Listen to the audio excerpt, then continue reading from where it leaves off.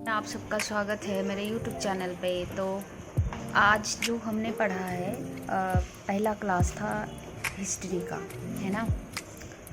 जो कि मैंने बैच स्टार्ट किया है। एक टुडे क्लास था प्राचीन भारत, और इसके बारे में मतलब हम प्राचीन भारत में क्या क्या पढ़ेंगे। आज हमने ये पढ़ा है इतिहास। इत जो हास मतलब इति मीन्स होता है ऐसा ही, और हास मतलब होता है हुआ था। और हम प्रसिद्ध इतिहासकार कौन थे इसके बारे में हम जानेंगे। ईएचकार जो थे वो प्रसिद्ध थे। और इतिहास अतीत और वर्तमान,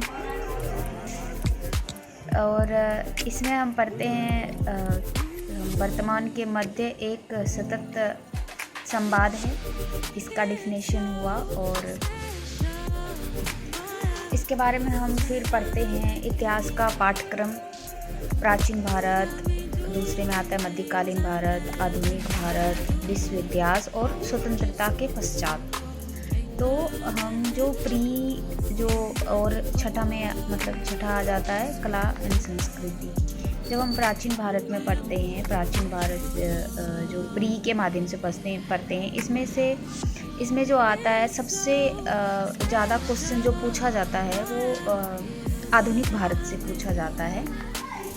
और दूसरे नंबर पे आता है कला एंड संस्कृति, तीसरे नंबर पे आता है प्राचीन भारत,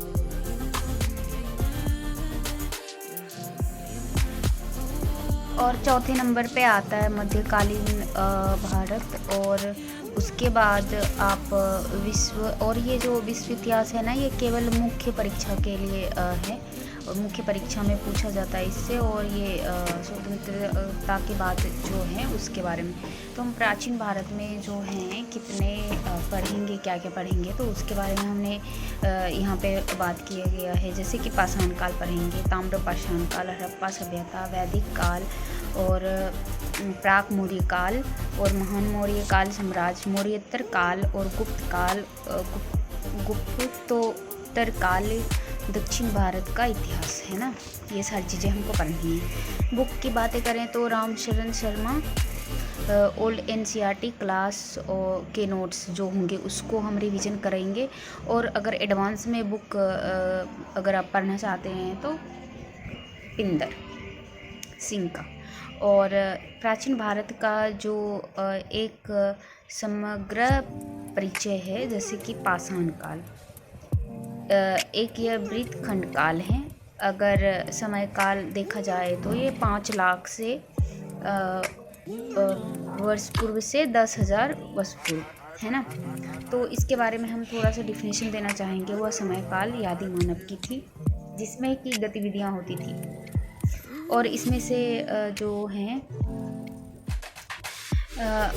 आदि मानव जो होते थे गुफाओं में रहते थे, और कंधारों में पाषाण काल के जो हैं वो तीन भागों में बांटा जाता है। पाषाण काल, नवपाषाण काल और मध्य पाषाण काल। जैसे कि पाषाण काल में जो होता है मानव गतिविधियाँ, शिकारी और यातावर जीवन जीते थे, जिसे घुमंतू जीवन कहते हैं। मानव जीवन में मूल व्यवस्था जो होती थी, हमारे जीवन में सबसे इम्पोर्टेंट क्या होता है? पानी। तो पानी जहाँ रहेगी, मौसम का जब परिवर्तन होता था तो लोग परिवर्तित हो जाते थे, वो उस जगह से दूसरी जगह पे चले जाते थे, इस तरह से। और पहला प्रयोग औजार जो था वो सूक्ष्म उपकरणों, जैसे उसकी थोड़ी सी गतिविधि बढ़ी, उसकी दिमाग बढ़े, तो तब तक मध्यकालीन जैसे मध्य पाषाण काल आए तो थोड़ा सा आधुनिक परिवर्तन हुआ। हिमोसिपियंस, हम लोग हिमोसिपियंस ही हैं, तार्किक मानव जिसे कहते हैं हम। और प्रथम बार जो हैं तकनीकी का प्रयोग मिसाइल, जैसे कि फेंक के भला वाला फेंक के शिकार करना, ये सारी चीज़ें चेंजेस हुआ। और नवपाषाण काल के बारे में हम बात करेंगे तो नवीन क्या है, मतलब नया क्या क्या हो रहा था। तो नया ये हो रहा था कि वहाँ पे कृषि का उत्पादन हुआ, और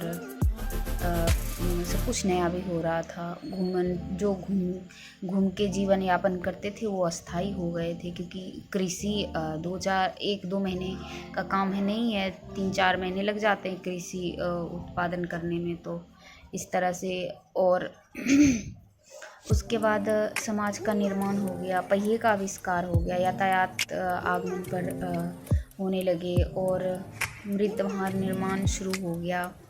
उसके बाद औजारों को घिसते थे तो वो चमकीला पॉलिश के भी आविष्कार हो गया। तो बहुत सारा परिवर्तन हो गया यहाँ से, है ना।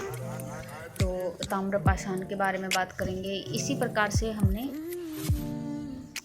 पढ़ा है। ताम्रपाषाण काल के बारे में हम बात करते हैं तो यह एक ग्रामीण संस्कृतियाँ थी। मानव का प्रथम धातु से परिचय हुआ तांबे का। ये क्वेश्चन पूछ सकते हैं इस तरह से, है ना।